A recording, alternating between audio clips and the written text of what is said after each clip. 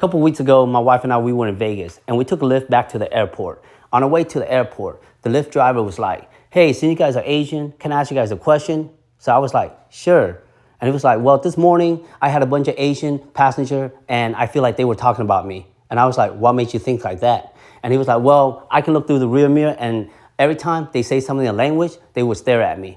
So I feel like they're talking about me. So I was like, okay. So the question I have for you is that, do Asian people talk about other people in the language? So I was like, first of all, at that moment, just want to let you guys know, I was hungover, I'm tired, I don't got time for this. So I gave him an answer. I said, well, you know, I work in the nail salon, I'm a nail tech, and a lot of people assume that nail technicians talk about other clients in the language. And to be honest with you, we don't, because we don't know the client, we just want to serve them, we want to have a good day. Why would we talk about you? Unless you do something really bad, horrible, that's why we have to say something in our language just to share with other people. That's about it. But how I ended that answer was that, hey, but majority of the time when people assume that somebody's talking about them in their language, those are usually insecure motherfucker.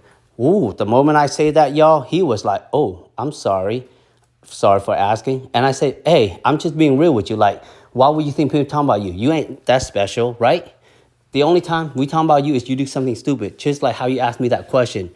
That drive to the airport, y'all, after my answer was a silent drive.